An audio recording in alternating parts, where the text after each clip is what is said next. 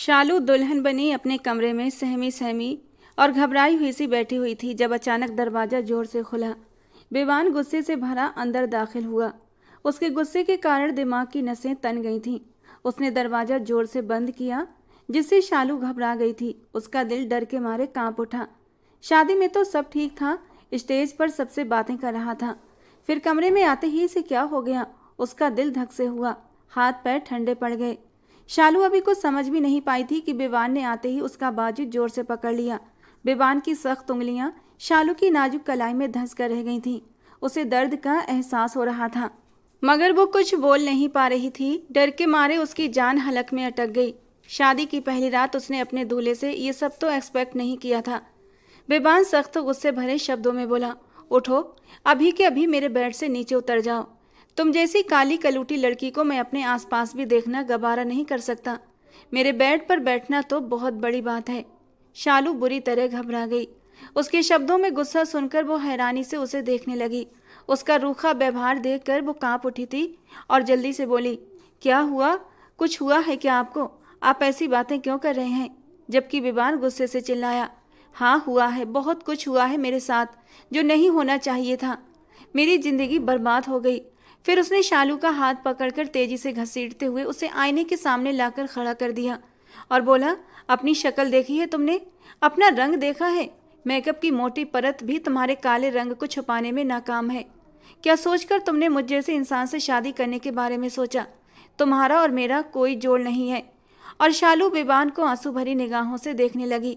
इतना अपमान, इतनी तकलीफ उसने कभी नहीं सोचा था। शालू तो सोच भी नहीं सकती थी कि पहली रात ही उसका पति उससे इस तरह की बातें करेगा। विवान ने नफरत भरी नजरों से उसे घूरते हुए कहा, मुझे तुमसे घिन आती है। अगर तुम ये सोच रही हो कि मेरी जिंदगी में आकर मैं तुम्हें अपना लूंगा तो सुन लो, मैं विवान हूँ, विवान मेहरा। तुम्हें बर्बाद कर दूंगा लेकिन अपनाऊंगा नहीं। मेरी चॉइस इतनी घटिया नहीं हो सकती कि तुम जैसी काली लड़की को अपनी जिंदगी में हमेशा के लिए शामिल कर लूं। वो उसकी हल्की गेहूं रंगत पर तंज कसते हुए बोल रहा था और शालू की आंखों से आंसू लगातार बह रहे थे। उसने कभी सोचा भी नहीं था कि उसकी इतनी बेइज्जती होगी। ना ही नंदिनी जी उसकी इतनी विनती करती और ना ही वो उनके घर की बहू बनती। अगर उसे पहले से पता होता कि विवान उसे इतना नापसंद करता है तो वो खुद इस शादी से इनकार कर देती, लेकिन इस तरह अपनी इंसल्ट नहीं करवाती। इससे पहले कि वो कुछ कहती, विवान उसके करीब हुआ था। उसकी कमर में हाथ डालकर एक हाथ से उसके मुंह को दबोच लिया। देख ली तुमने अपनी शक्ल आईने में गौर से? तो कान खोलकर सुन लो मेरी बात। अगर तुम ये सोच रही हो कि मैं तुम्हारे साथ कोई रिश्ता बनाऊंगा तो सुन लो, मैं तुम्हें छूंगा तक नहीं। मैं तो आज तक कभी काले कपड़े भी नहीं पहनता। मुझे काले रंग से सख्त नफरत है, चिढ़ है मुझे काले रंग से। लेकिन मेरी माँ ने न जाने क्या सोचकर तुम्हें मेरी बीवी बना दिया। उन्होंने मुझे धमकियां देकर तुमसे शादी तो करवा दी, लेकिन एक बात याद रखना, मेरी नज़रों में तुम कुछ भी नहीं हो, कुछ भी नहीं। इस घर की एक मामूली नौकरानी की भी शायद मेरी नज़रों में कुछ इज्जत हो, लेकिन तुम्हारी तो वो भी नहीं है। ये कहते हुए उसने शालू को झटके से पीछे धकेला और वो गिरते गिरते बची। उसकी आंखों से आंसू लगातार बह रहे थे, लेकिन विवान को इसकी कोई परवाह नहीं थी। वो जल्दी से अपनी अलमारी की ओर बढ़ा और गुस्से से उसे खोला, अपने कपड़े निकाले और बाथरूम में चला गया। शावर की आवाज़ आ रही थी और शालू की सिसकियां पूरे कमरे में गूंज रही थीं। उसने तो कभी सपने में भी नहीं सोचा होगा कि विवान उसकी इस हद तक बेइज्जती करेगा। वो धीरे धीरे कदम उठाते हुए आईने के सामने आकर खड़ी हो गई थी। रोने की वजह से उसका मेकअप कहीं कहीं से धुलने लगा था और जहाँ से उसकी असल रंगत झलक रही थी। आज से पहले उसे कभी अपने रंग रूप से कोई शिकायत न थी। वो जैसी भी थी, खुद में मस्त रहने वाली लड़की थी और ना ही आज तक कभी उसे किसी ने उसके रंग रूप की वजह से हीन भावना का शिकार बनाया था, बल्कि हर कोई उसकी तारीफ ही करता था। गहरा रंग होने के बावजूद भी उसके चेहरे पर एक ऐसी चमक थी जो लोगों को अपनी ओर खींचती थी। झील सी गहरी आंखों का जादू लोगों को एक पल में ही मदहोश करके रख देता था।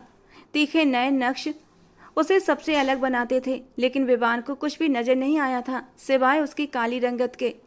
जैसे ही विवान कमरे में वापस आया, उसने शालू को रोते देखा और ठंडे शब्दों में कहा, अब ये मत सोचना कि तुम्हारे रोने का मुझ पर कोई असर होगा।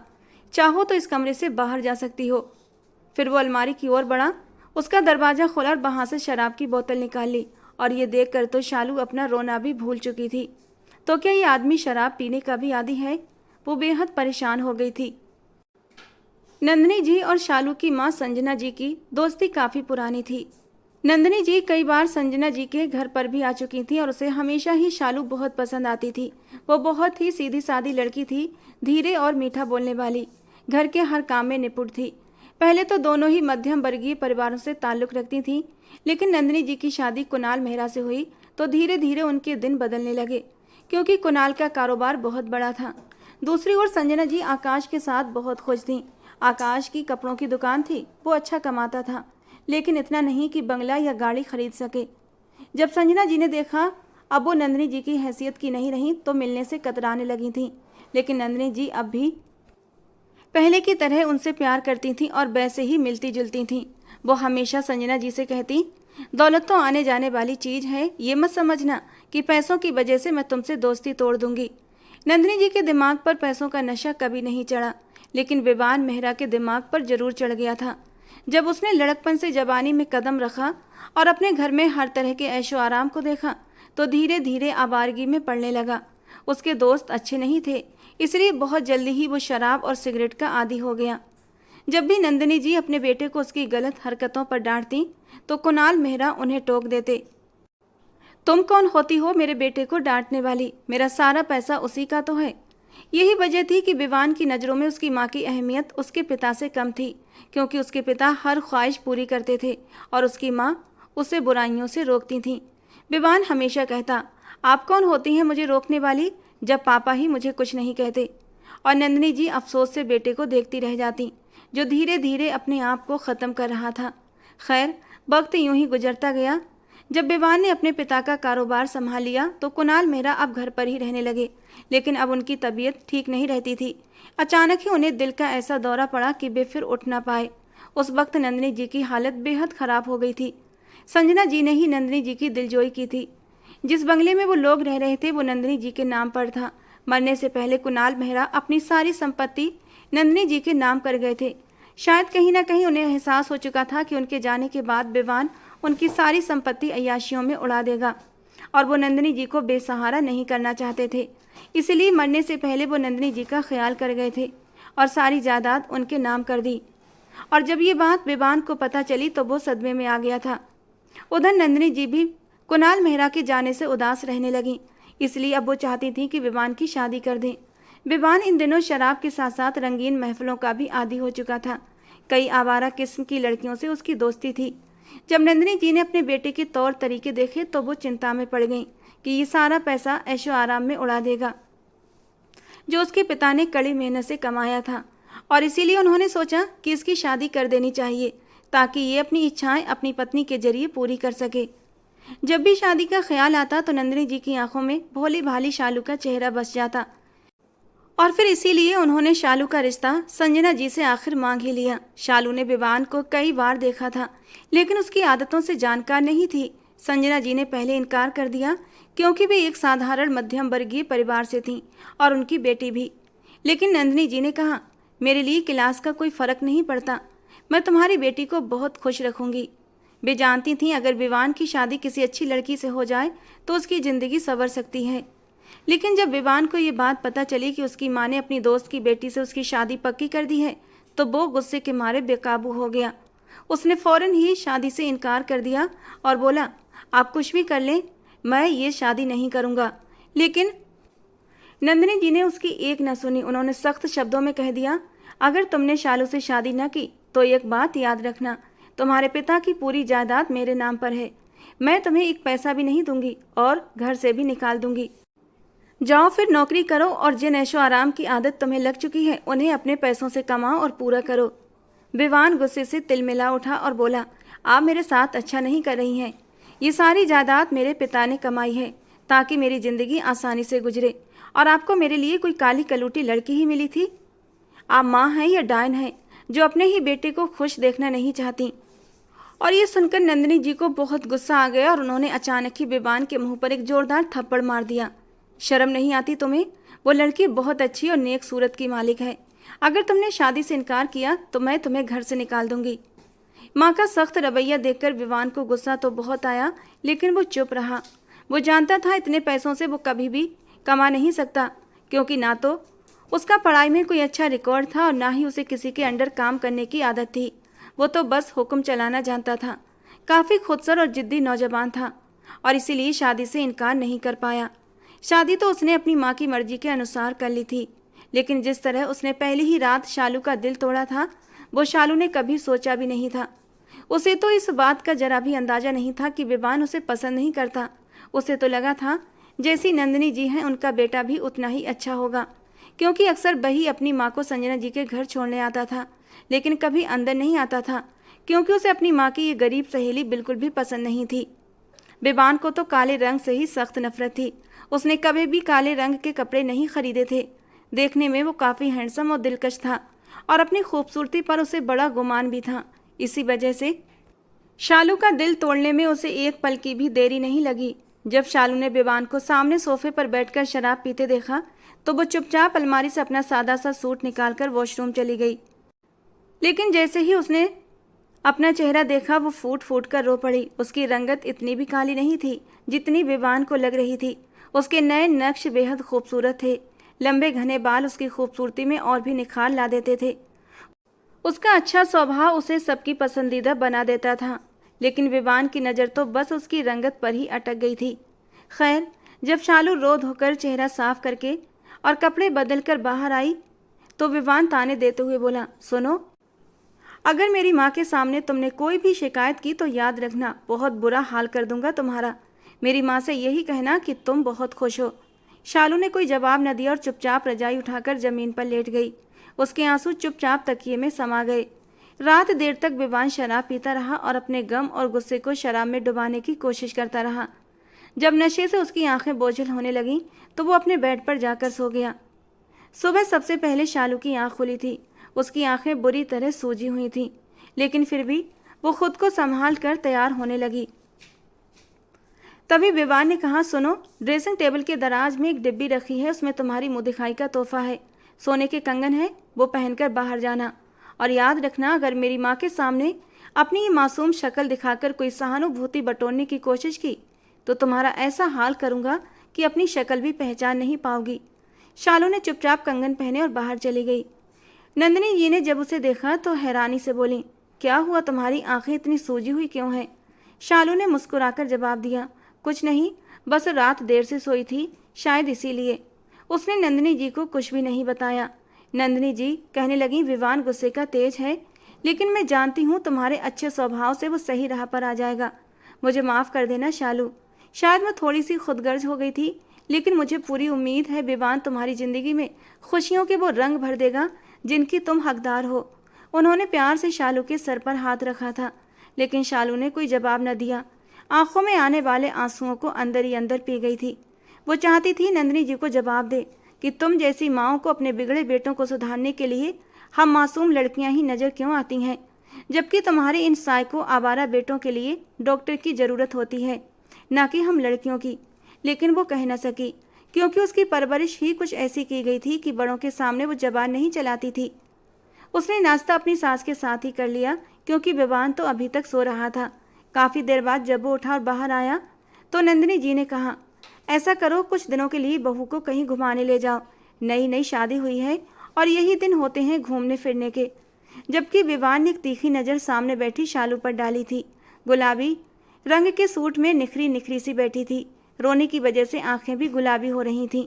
कोई भी आम इंसान होता तो शालू की मासूमियत पर फिदा हो जाता, लेकिन वो विवान मेहरा था। उसने तो हमेशा अपने आसपास खूबसूरत चेहरे ही देखे थे। शालू जैसी पवित्र और मासूम हुस्न का वो आदी नहीं था। विवान की नज़रों को अपने ऊपर महसूस करके शालू ने नज़रें उठाई थीं और एक पल के लिए दोनों की नज़रों का टकराव हुआ। विवान एकदम से चौंक उठा था। शालू की वो नशीली आंखें उसके दिल में उतरने लगी थीं। आज तक उसने ऐसी खूबसूरत आंखें किसी की भी नहीं देखी थीं, लेकिन उसने जल्दी ही उसके ऊपर से नज़रें हटाई थीं। ये लड़की कभी भी उसकी पसंद नहीं हो सकती, ये सोचते हुए नफरत से उसने अपना मुंह शालू की ओर से फेर लिया था। कहने लगा, अभी ऑफिस में बहुत काम बाकी हैं, सारी ज़िंदगी पड़ी है, फिर कभी ले जाऊंगा। नंदिनी जी के सामने विवान थोड़ा तमीज़ से रहता था। वो जानता था सब कुछ माँ के हाथ में है, इसीलिए उनसे बदतमीजी नहीं करता था। लेकिन धीरे धीरे वो हर चीज़ अपने नाम करवाना चाहता था और फिर इस लड़की को अपनी ज़िंदगी से हमेशा के लिए निकालना चाहता था। जब भी शालू कमरे में आती तो वो विवान को उसके दोस्तों से बातें करते देखती रहती, लेकिन विवान को उसकी मौजूदगी की कोई परवाह नहीं थी। एक दिन जब शालू नहाकर आई तो उसने देखा उसके बालों पर विवान का तौलिया लपटा हुआ था। जैसे ही उसने तौलिया उठाया, विवान भड़क उठा और गुस्से से चिल्लाया, तुम्हारी हिम्मत कैसे हुई मेरा तौलिया इस्तेमाल करने की। ये कहते हुए वो गुस्से में उसके करीब आया था और एक झटके से उसके बालों में लिपटा हुआ तौलिया खींच लिया। बेध्यानी में शालू उसके सीने से आ टकराई थी। तौलिया विवान के हाथ में था और उसके गीले बाल कुछ उसके कंधे पर तो कुछ शालू के चेहरे पर फैल गए थे। एक पल के लिए विवान उसकी खुशबुओं में मदहोश हुआ था, लेकिन वो विवान ही क्या जो इतनी जल्दी पिघल जाए। उसने एक झटके से खुद पर काबू पाया और शालू को दूर झटका था। फिर विवान ने जमीन पर पड़े तौलिए पर सबसे पहले शराब छिड़की और उसके बाद उसमें आग लगा दी। अपनी जेब से लाइटर निकालकर उसमें आग लगा दी। ये देखकर तो शालू के होश उड़ गए थे। वो सोच भी नहीं सकती थी विवान ऐसा भी कर सकता है। विवान ने गुस्से से कहा, जिस चीज़ को तुम छू लोगी मैं उसे जलाकर राख कर दूंगा। मुझे तुमसे इतनी सख्त नफरत है, तुम्हारी रंगत से मुझे चिढ़ है, इसलिए मेरे सामने मत आया करो और मेरी चीज़ों को तो हाथ बिल्कुल भी मत लगाना। शालू अब विवान से डरने लगी थी। उसके दिल में भी एक अजीब सा खौफ बैठने लगा था। विवान रोजाना कमरे में आकर ड्रिंक करता और फिर जब पूरी तरह मदहोश हो जाता तो बिस्तर पर आकर लेट जाता। एक दिन उसने नंदिनी जी को एक फाइल लाकर दी और बोला, मम्मा इसमें कुछ कागजात हैं जिन पर आपके साइन चाहिए, क्योंकि हर जगह आपका साइन चलता है। यहाँ तक कि जब मुझे पैसों की ज़रूरत होती है तब भी मुझे आपसे चेक साइन करवाना पड़ता है। कहते कहते विवान के बोलने का अंदाज कड़वा हो गया था। नंदिनी जी ने कहा, यहीं रख दो, पहले मैं फाइल पढ़ूंगी उसके बाद ही साइन करूंगी। विवान बोला, यानी कि आपको मुझ पर भरोसा नहीं। नंदिनी जी ने गंभीर स्वर में कहा, मैं जानती हूँ तुम आवारगी के आदी हो चुके हो और पैसे गलत जगह पर खर्च करते हो, इसीलिए मुझे एक एक कदम सोच समझकर उठाना पड़ता है। अपनी लापरवाही के चलते मैं अपना सब कुछ अपने हाथों से निकाल नहीं सकती। विवान ने सफाई दी, मैंने सब कुछ छोड़ दिया है मम्मा, बस एक शराब पीता हूँ, वो भी धीरे धीरे छोड़ दूंगा। आपकी मर्जी से शादी तक कर चुका हूँ, जबकि आप जानती हैं कि मुझे शालू पसंद नहीं थी, लेकिन फिर भी मैंने आपके फैसले को सिर झुकाकर स्वीकार कर लिया और अब भी आपको मुझ पर भरोसा नहीं। ये कहते हुए विवान की आंखों में आंसू आ गए। नंदिनी जी को थोड़ी शर्मिंदगी महसूस हुई, क्योंकि ये सच था कि विवान ने शालू से शादी की थी। अब तक शालू ने भी कभी नंदिनी जी से इस बारे में शिकायत नहीं की थी कि विवान उसके साथ कैसा व्यवहार करता है। जब भी नंदिनी जी शालू से पूछती, विवान तुम्हारे साथ ठीक से तो रहता है, तो वो हमेशा यही कहती, हाँ वे मेरे साथ बहुत अच्छे से रहते हैं। और माँ के सामने विवान शालू के साथ नॉर्मल अंदाज में ही बात करता था, जिससे कि नंदिनी जी को कोई शिकायत नहीं थी। नंदिनी जी बोली, अच्छा लाओ मैं साइन कर देती हूँ। अब विवान की दिली ख्वाहिश पूरी होने वाली थी, मगर जैसे ही नंदिनी जी फाइल पर साइन करने लगी, उसी वक्त कमरे से भागती हुई शालू आई और घबराई हुई आवाज़ में बोली, आंटी जी मेरी मम्मी की तबीयत बहुत ज़्यादा ख़राब है, मेरे पापा उन्हें अस्पताल लेकर गए हैं और मुझे भी बुला रहे हैं। नंदिनी जी ने ये सुनते ही फाइल एक तरफ रख दी और विवान को इस बात पर ज़बरदस्त गुस्सा आया कि सब कुछ उसके नाम होने जा रहा था और उस लड़की ने फिर से रुकावट डाल दी। नंदिनी जी झट से खड़ी हो गई और बोली, संजना को क्या हो गया, चलो मैं भी साथ चलती हूँ। वो भी शालू के साथ अस्पताल चली गई। संजना जी को हार्ट अटैक हुआ था, लेकिन अब उनकी हालत पहले से बेहतर थी। अस्पताल का पूरा खर्च नंदिनी जी ने ही उठाया था और शालू अपनी सास नंदिनी जी का जितना धन्यवाद करती उतना कम था। शालू इसीलिए तो नंदिनी जी के बदतमीज बेटे की कई बदतमीजियां बर्दाश्त कर जाती थी, वरना इतनी बेइज्जती कोई भी लड़की सहन नहीं कर सकती जितनी विवान शालू की करता था। लेकिन जब वो घर आई तो विवान गुस्से से भरा बैठा था और बोला, तुम्हें ये होश नहीं कि मेरे लिए खाना बनाना था? तुम्हारा पति घर पर भूखा बैठा है और तुम्हें बाहर घूमने से फुर्सत नहीं। शालू को लगा कि शायद वो उसकी माँ की बीमारी की खैरियत पूछेगा, इतनी तो इंसानियत होती है। लेकिन विवान की बात सुनकर वो बोली, घर पर नौकर मौजूद थे, आपको जो खाना था उन्हें बता देते। उसकी बात पर विवान गुस्से से बोला, मेरे सामने जवान मत चलाओ, वरना तुम अच्छे से जानती हो नौकरों के हाथ का खाना नहीं खाता। जाओ जाकर मेरे लिए खाना बनाओ। शालू ने जल्दी से किचन का रुख किया और खाना बनाने लगी। इस वक्त वो इस इंसान के मुंह लगकर खुद को और ज़्यादा परेशान नहीं करना चाहती थी। असल तकलीफ तो विवान को ये थी कि शालू की वजह से फाइल साइन नहीं हुई थी। फाइल तो अब भी उसकी माँ के कमरे में पड़ी थी और वो चाहता था बिना कुछ कहे नंदिनी जी उस पर साइन कर दें। जैसे ही वो डाइनिंग टेबल पर आया उसने देखा नंदिनी जी पहले से ही गुस्से में वहीं बैठी थीं और सामने फाइल भी रखी हुई थी। विवान को देखते ही उन्होंने कहा, ये फाइल ले जाओ। विवान बोला, मम्मा आपने साइन कर दिए?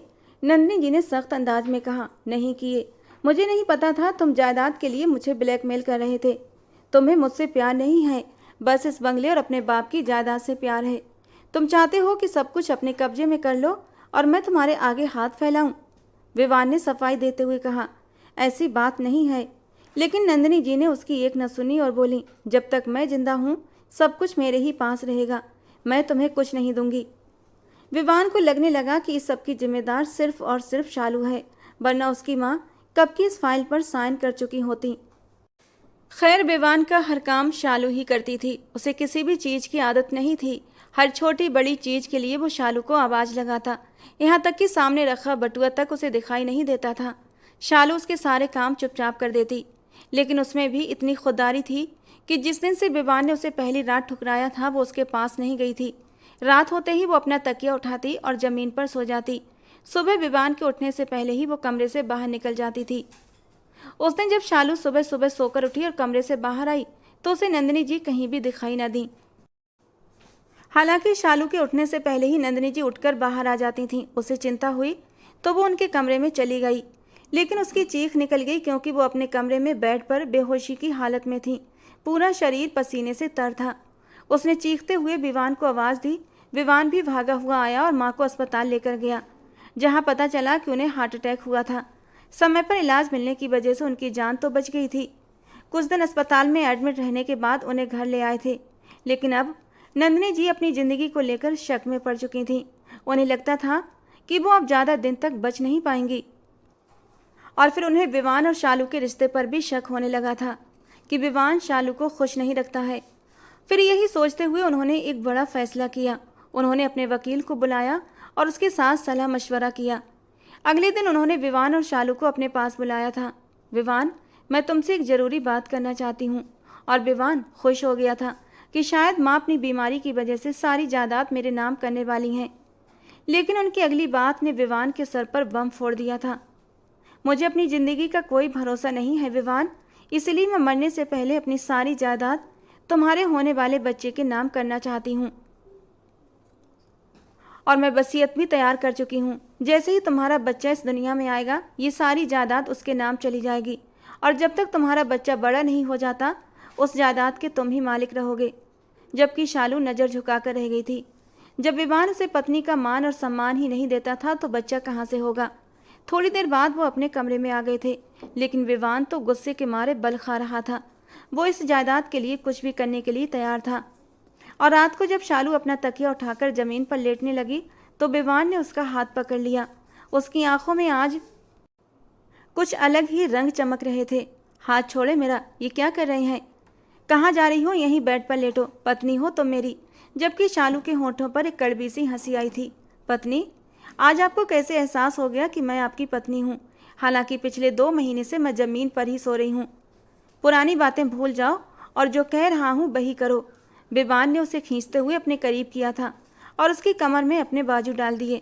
फिर उसके चेहरे को अपनी उंगलियों से छूते हुए बोला, तुम एक जवान लड़की हो, तुम्हारा भी मन करता होगा अपने पति के करीब आने का, उसकी संगत पाने का, और तुम मेरी पत्नी हो तो मेरा ही ये फ़र्ज़ बनता है कि मैं तुम्हारे जज्बातों को सुकून दूँ। इसीलिए मैं तुम्हें तुम्हारे पत्नी होने का हक आज की रात तुम्हें देना चाहता हूँ। ये कहते कहते विवान ने अपने होठों से उसके नाजुक वजूद को छूना शुरू कर दिया था, जबकि शालू ने धक्का देकर उसे खुद से दूर किया था। आप मुझे बेवकूफ़ समझते हैं क्या, जो मैं आपकी चाल में आ जाऊंगी? आप मेरा एहसास करके मेरे करीब नहीं आ रहे, और ना ही आप मुझे पत्नी होने का हक और मान देना चाहते हैं, बल्कि ये सब कुछ आप सिर्फ और सिर्फ अपने फ़ायदे के लिए करना चाहते हैं, क्योंकि मम्मी जी ने जायदाद आपके बच्चे के नाम कर दी है और आपको अब मुझसे अपना बच्चा चाहिए। शालू के मुंह से सच्चाई सुनकर विवान गुस्से से उसकी ओर बढ़ा था। जब सब जानती और समझती हो तो फिर विरोध किस बात का? मुझे ये जायदाद चाहिए और इसके लिए मैं कुछ भी करूँगा। और तुम किस हक से मुझे खुद से दूर कर रही हो? पति हूँ तुम्हारा, तुम्हारे साथ रिश्ता बनाना मेरा हक है। ये कहते कहते उसने शालू को अपनी बाहों में भर लिया था और जैसे ही विवान के हाथों ने शालू के डोरियों को खोला था, शालू ने उसके मुंह पर एक जोरदार थप्पड़ मारा था और उसे दूर धक्का दे दिया। खबरदार जो मेरे करीब भी आने की कोशिश की। मुझे भीख में दिए हुए तुम्हारी संगत के पल नहीं चाहिए। अगर इस रिश्ते को निभाना चाहते हो तो पूरे दिल से निभाओ, वरना मैं मम्मी जी को जाकर सब कुछ सच सच बता दूंगी और फिर ये सारी जायदाद ट्रस्ट में चली जाएगी। फिर हाथ मलते रह जाना। ये कहकर वो गुस्से से सुलगती हुई कमरे से बाहर चली आई थी, जबकि विवान अपने गाल पर हाथ रखे हैरान और परेशान था। वो तो कुछ बोल ही नहीं पाया था। वो तो इस लड़की को छुई मुई डरपोक और नाजुक सी लड़की समझता था, लेकिन ये तो तेज तूफान निकली थी। छोड़ूंगा नहीं मैं तुम्हें। विवान गुस्से से बल खाकर रह गया था, लेकिन वो मजबूर था, कुछ भी नहीं कर सकता था। और फिर उस रात के बाद विवान ने उसके करीब आने की कोशिश नहीं की थी और शालू ने भी सुख का सांस लिया था। लेकिन एक रात जब विवान घर लौटा तो उसकी हालत अजीब हो रही थी। वो इतना नशे में था कि उसके कदम जमीन पर जम नहीं रहे थे। लड़खड़ाते हुए उसने कमरे का दरवाज़ा खोला। उसी वक्त शालू कमरे से बाहर जा रही थी। वो पानी पीने के लिए निकली थी। जैसे ही उसने दरवाज़ा खोला, विवान लड़खड़ाते हुए उस पर गिरने लगा।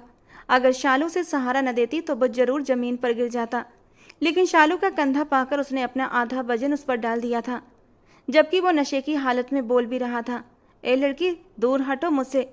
अब क्यों मेरे करीब आ रही हो? उस दिन तो बहुत नखरे दिखा रही थी। ये कहकर उसने शालू को खुद से दूर हटाया था, लेकिन फिर दोबारा से उसकी बाहों में झूल गया। शालू मुश्किल से ही उसे संभाल पा रही थी। विवान के करीब आते ही उसे एहसास हो चुका था, न सिर्फ विवान ने बहुत ज़्यादा पी रखी है, बल्कि उसे तेज बुखार भी है। बड़ी मुश्किल से ही शालू उसे बेड तक लेकर आई थी और लिटा दिया। फिर उसने उसके जूते उतारे, मोजे निकाले और एक तरफ रख दिए। शराब के नशे में ही विवान ने शालू से कहा, पानी। शालू कमरे से बाहर गई, पहले खुद पानी पिया, फिर पानी का गिलास लेकर आई और बोली, विवान पानी पी लीजिए।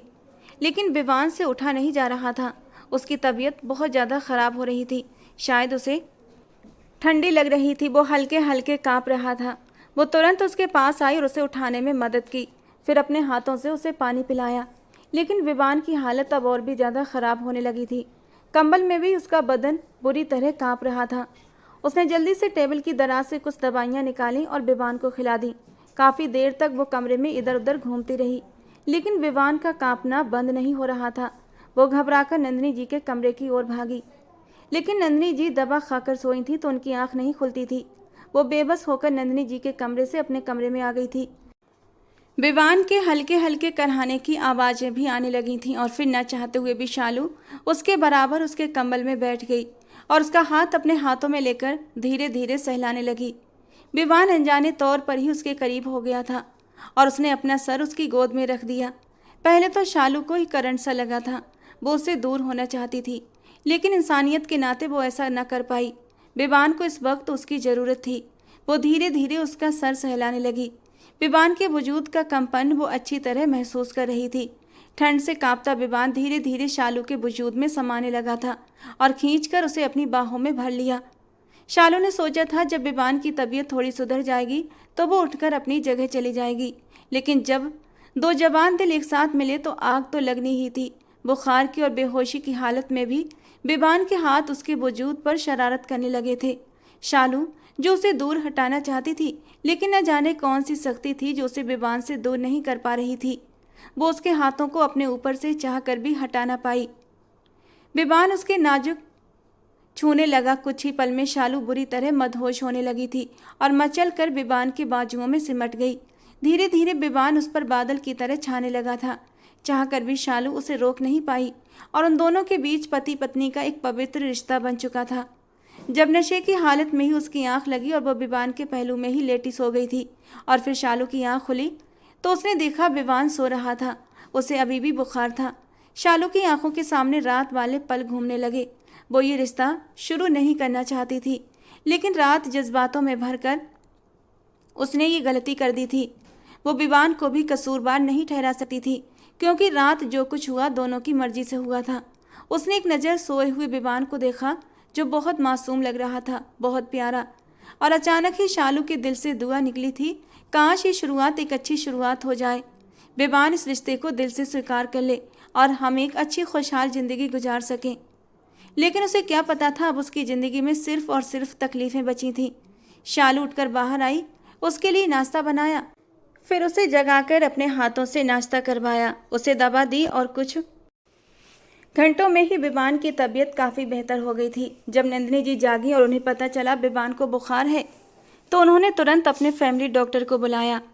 पिछले 2-3 दिनों से शालू ने विवान की बहुत सेवा की, लेकिन उसे ये एहसास नहीं हुआ कि शालू उसकी कितनी परवाह करती है। जैसे ही वो ठीक हुआ, फिर से अपने कामों में लग गया। शालू को लगा था कि शायद विवान को सब कुछ याद होगा, जो कुछ भी हुआ था। वो विवान के चेहरे पर, उसकी आंखों में कुछ तलाशने की कोशिश करती, लेकिन वहाँ वहीं ठंडे से भाव होते जो उसे अंदर तक जमा कर रख देते थे।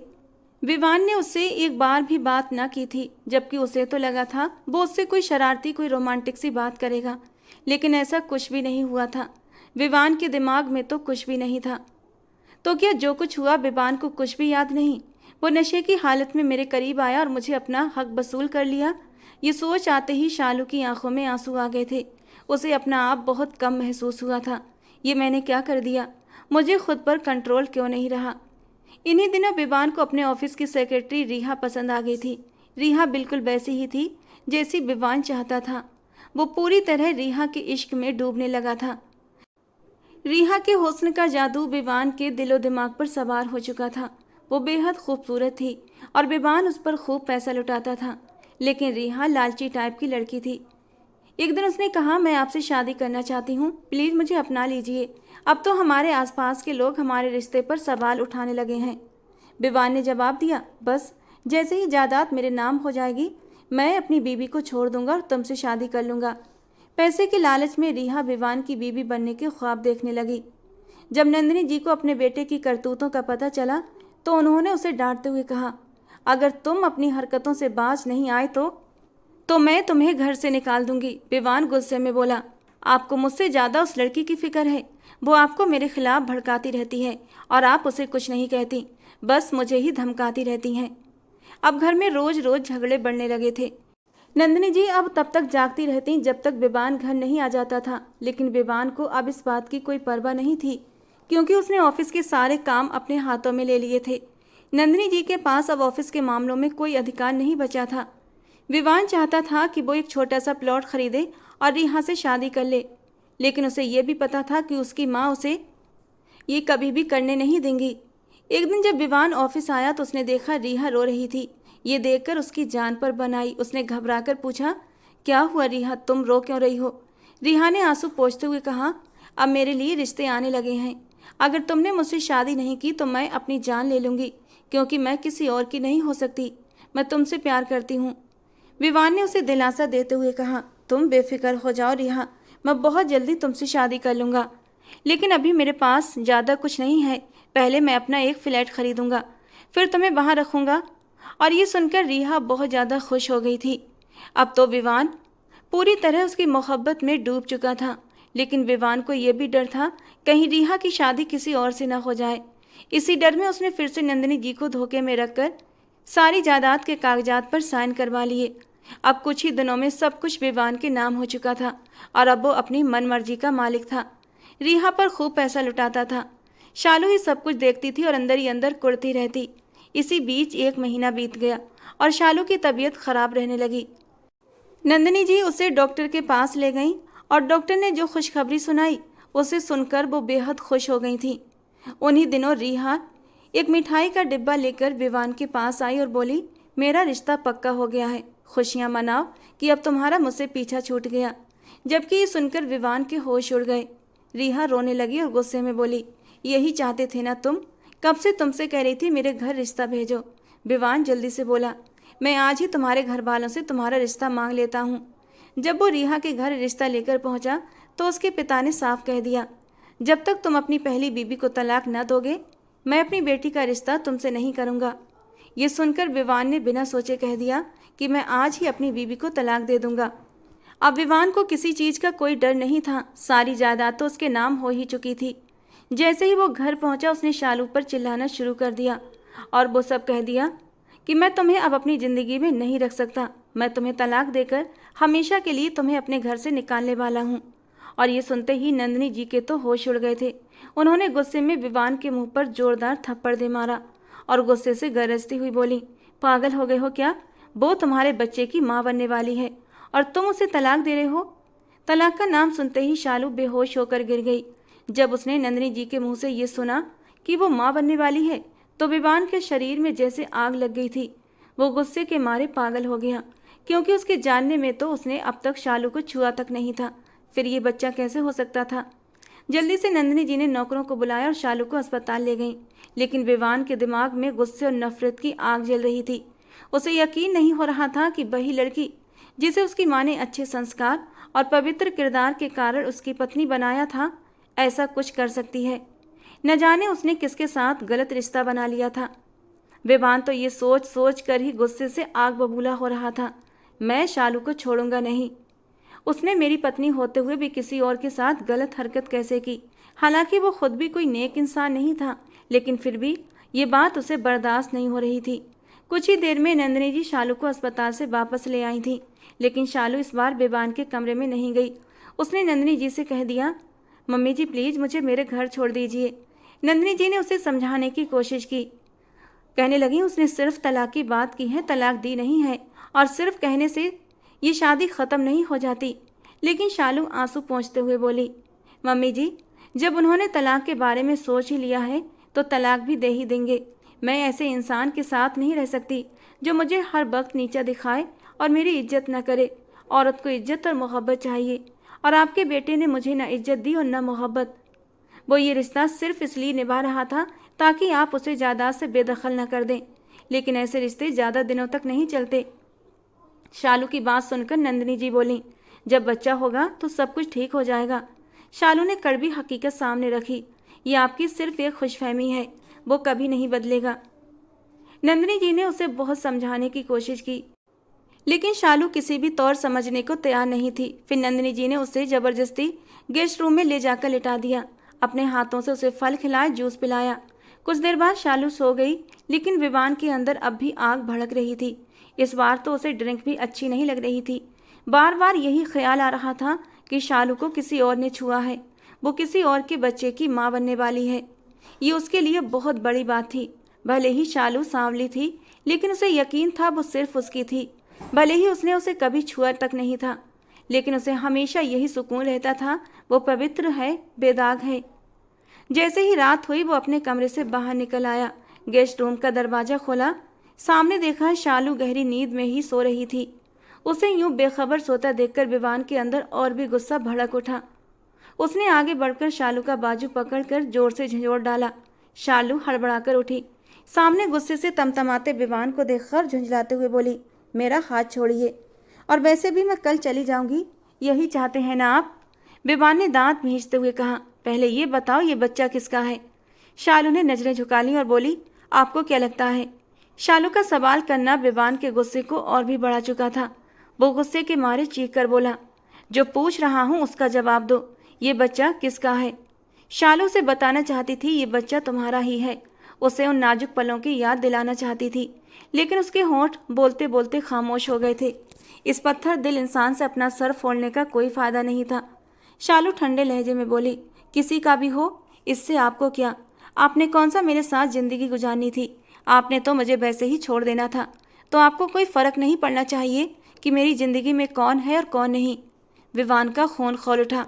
वो तो कुछ और सुनना चाहता था, लेकिन शालू कुछ भी बताने को तैयार नहीं थी। विवान ने शालू को दोनों बाजुओं से कसकर पकड़ा, इतना जोर से कि वो दर्द के मारे करहा उठी, और फिर वो गुस्से से चीखते हुए बोला, तुम्हें कोई और कैसे छू सकता है?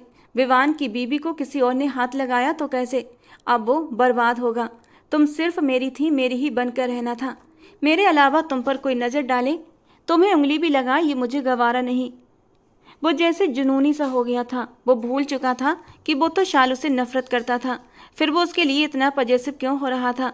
उसे ये बात क्यों गवारा नहीं हो रही थी कि उसके अलावा भी शालू की ज़िंदगी में कोई दूसरा है? शालू ने गुस्से से कहा, मैं तुम्हें कोई भी जवाब देने के लिए बाध्य नहीं हूँ। अगर तुम मुझे तलाक देना चाहते हो तो शौक से दे दो। मैं वैसे भी तुम्हारे साथ रहना नहीं चाहती। मैं ऐसे इंसान के साथ क्यों रहूं जिससे मैं बुरी लगती हूँ, जिसकी नज़र में मेरी रंगत और मेरी सूरत बदसूरत है, जो हर समय मेरी इंसल्ट करता रहता है। विवान ने चीख कर कहा। कहीं नहीं जाओगी तुम जब तक मेरे सवाल का जवाब नहीं दे देती, शालू ने तीखे लहजे में कहा। अगर मैं जवाब न दूं तो क्या करोगे? विवान गुर्राया। तुम्हें जान से मार डालूंगा। शालू ने हिम्मत करके कहा। तो मार डालो। और विवान उसे बेबस नजरों से देख कर रह गया था। उसका बस नहीं चल रहा था कि अभी इसी वक्त इस लड़की का गला दबा दे, लेकिन न जाने कौन सी ताकत थी जो उसे शालू को तकलीफ देने से रोक रही थी। वो चाह कर भी शालू पर हाथ नहीं उठा पाया था। उसने बड़ी मुश्किल से अपना बाजू छुड़ाया और गुस्से से बोली, अब तुम खुद जाओगे या मैं जाऊं? विवान गुस्से में चिल्लाया। दफा हो जाओ यहाँ से, ये तुम्हारा घर नहीं है। पहली बार विवान की सांसें तेज हो रही थीं। शालू ने अपनी चप्पल पहनी, बाहर निकल आई। उसने अपना छोटा सा बैग उठाया, उसमें मायके से लाए हुए कुछ कपड़े रखे और फिर घर से बाहर चली गई। रात के वक्त उसने ड्राइवर से कहा, बस मुझे मायके छोड़ाओ, जबकि ड्राइवर उसे इस वक्त जाते हुए देखकर घबरा कर बोला, बड़ी मैडम से तो पूछ लीजिए। शालू कड़वे स्वर में बोली, अगर तुम नहीं ले जाओगे तो मैं खुद ही चली जाऊंगी। ड्राइवर मजबूर होकर उसे उसकी माँ के घर छोड़ आया। बेटी को देखकर उसकी माँ ने चिंता से पूछा, बेटा सब ठीक तो है? शालू ने जबरन मुस्कुराने की कोशिश की। आप बीमार हैं और मेरी भी तबीयत ठीक नहीं लग रही थी, इसलिए सोचा कुछ दिन आपके पास रह लूं। असल बात वो अपनी माँ से छुपा गई, क्योंकि उसकी माँ दिल की मरीज थी और वो उन्हें कोई सदमा देना नहीं चाहती थी। अगली सुबह विवान की आँख खुली तो वो गेस्ट रूम में ही सोया हुआ था। शालू के जाने के बाद वो अपना सर पकड़कर वहीं बैठ गया था और न जाने कब उसकी आँख लग गई थी। जब अपने कमरे में गया तो देखा शालू वहाँ नहीं थी। फिर नंदिनी जी ने उसे बताया कि शालू जा चुकी है। विवान गुस्से से बोला, चली जाए, लौटकर कभी मेरी जिंदगी में न आए। नंदिनी जी ने तड़प कर कहा, अगर तुम्हें उसके साथ ऐसा ही सलूक करना था तो पहले बता देते। मैं शालू को कभी इस घर में बर्बाद होने के लिए लेकर नहीं आती। मैं तुम्हें इस घर से निकाल देती और अभी भी तुम जा सकते हो। विवान ने ठंडी हंसी हंसते हुए कहा, मैंने आपसे सारे कागजात साइन करवा लिए हैं। अब ये घर, ये जायदाद सब मेरे नाम है। आप मुझे इस घर से निकाल नहीं सकती। अब मैं अपनी मर्जी से जीऊँगा, रिहा से शादी करूँगा। ये सुनकर नंदिनी जी ने जैसे अपना दिल पकड़ लिया। वो वहीं बेहोश होकर गिर पड़ी। जब विवान ने अपनी माँ को बेहोश देखा तो घबराकर उन्हें अपनी गोद में उठाया और तुरंत अस्पताल लेकर भागा। ये सदमा नंदिनी जी बर्दाश्त नहीं कर पाई कि उनका बेटे विवान ने उन्हें धोखा दिया था। जब वो होश में आई तो विवान उन्हें घर ले आया था, लेकिन उन्होंने उससे बात करना बिल्कुल बंद कर दिया था। वो बस चुपचाप अपने कमरे में रहने लगी थीं। विवान को अपनी माँ की नाराज़गी खल रही थी, लेकिन उसे पता था वो सिर्फ और सिर्फ शालू की वजह से उससे नाराज़ हैं। अगर शालू उसकी ज़िंदगी में ना आई होती तो सब कुछ उसकी मर्जी के अनुसार हो रहा होता। विवान पहले ही रिहा से कह चुका था कि वो जल्दी ही उसके माता पिता से मिलेगा और शादी कर लेगा। एक दिन जब रिहा ने छुट्टी मांगी तो उसने उसे छुट्टी दे दी। वो वैसे भी आजकल रिहा पर कम ध्यान दे रहा था। आजकल उसका मन सिर्फ और सिर्फ शालू में ही अटका हुआ था। न चाहते हुए भी वो उसे अपने दिमाग से हटा नहीं पा रहा था। उसी दिन विवान की एक रेस्टोरेंट में मीटिंग थी। जब वो मीटिंग के बाद वापस लौट रहा था तो उसने रिहा को एक नौजवान युवक के साथ हंसते हुए खाना खाते और बातें करते देखा। रिहा के सामने बैठे लड़के ने रिहा से पूछा, और कितनी देर इंतजार करना पड़ेगा रिहा? रिहा मुस्कुराते हुए बोली, बस जल्दी ही रिश्ता लेकर आएगा। शादी के बाद उसकी सारी जायदाद अपने नाम करवा लूंगी, फिर या तो उसे अपने रास्ते से हमेशा के लिए हटा दूंगी या फिर उसे तलाक ले लूंगी। मुझे सिर्फ पैसे से मतलब है, प्यार तो मैं तुमसे करती हूँ। लड़का खुश हो गया। ये सब सुनकर न जाने क्यों विवान को बिल्कुल भी दुख नहीं हुआ। वो एक कड़वी मुस्कान के साथ वहाँ से हट गया। उसे फिर से शालू की याद आई थी, लेकिन फिर वही सवाल उसके दिमाग में घूमने लगा, वो बच्चा किसका था? और ये सोचकर वो और भी बेचैन हो गया। घर लौटकर अपने कमरे में आया तो देखा चादर बिखरी पड़ी थी।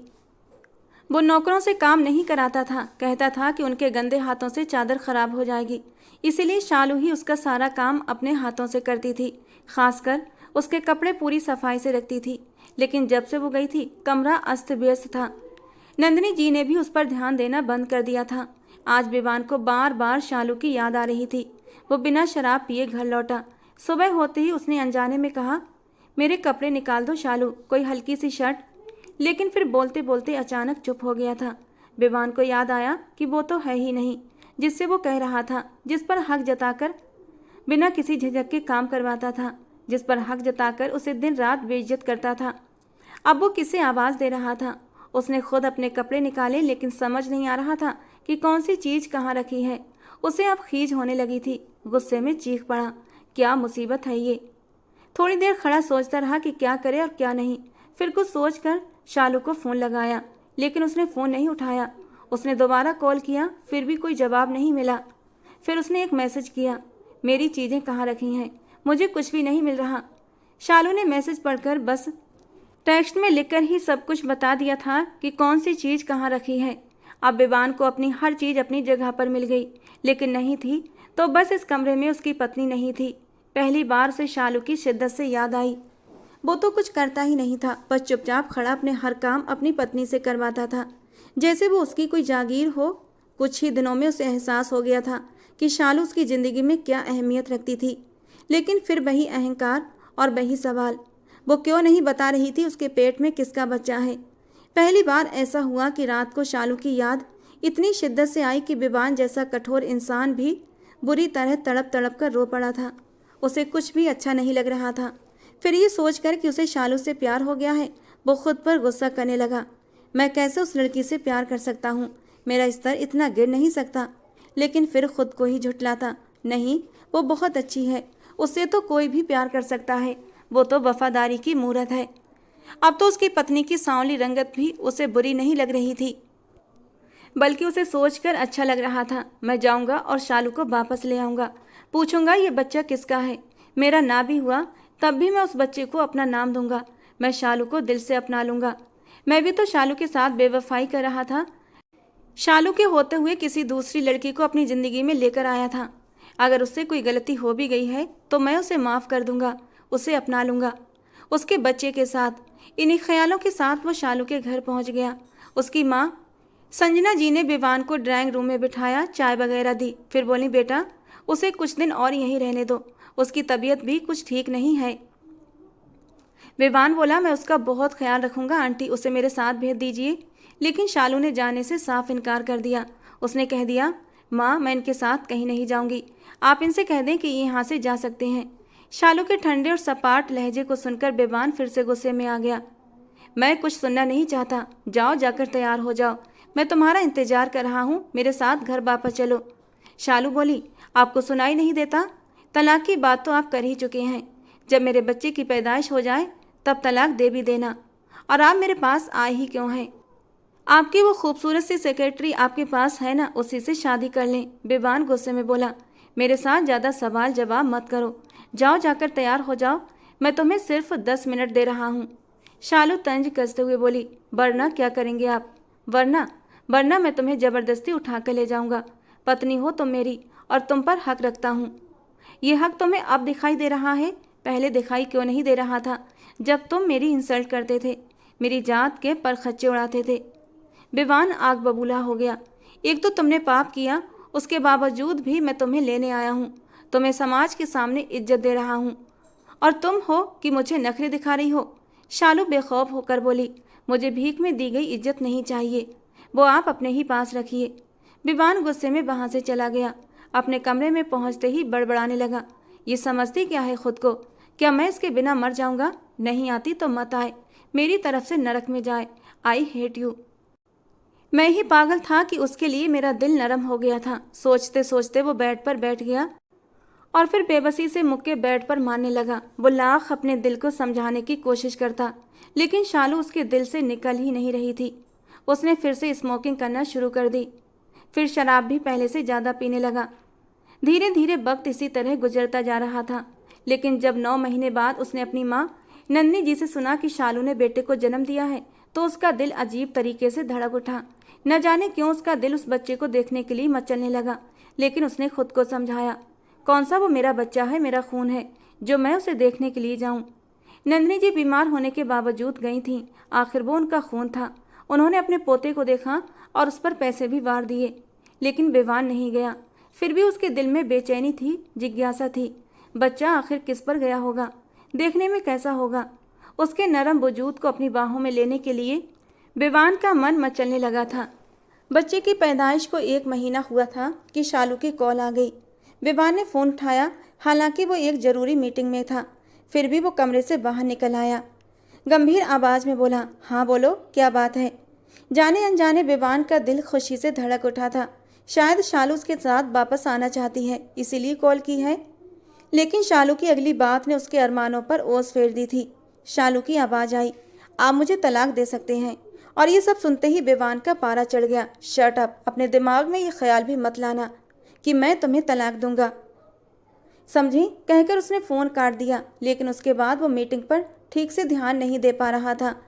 लेकिन शायद इस बार शालू माफ़ करने का इरादा नहीं रखती थी।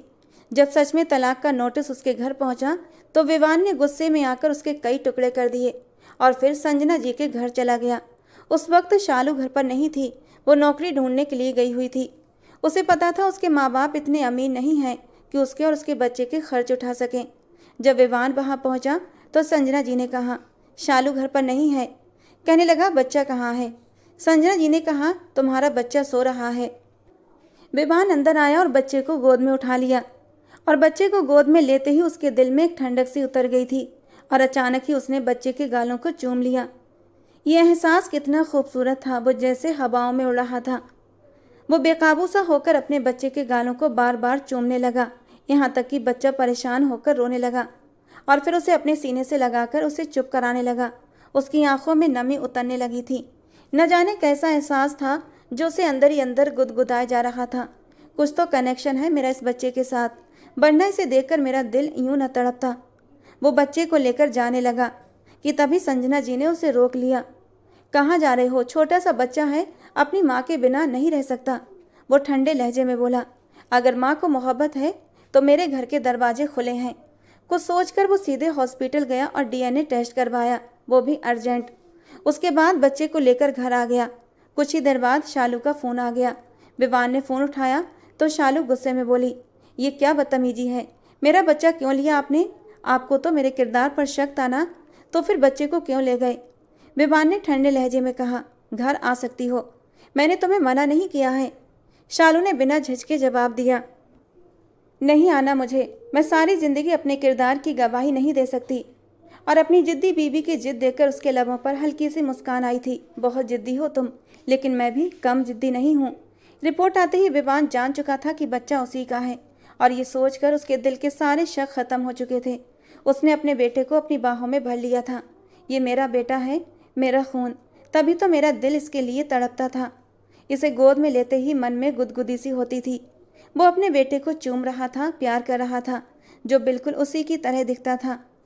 शालू ने भी सोच लिया था कि वो नहीं जाएगी, वो देखेगी कि आखिर विवान बच्चे को कैसे संभालता है। एक ही दिन में उसकी चीखें निकल जाएंगी।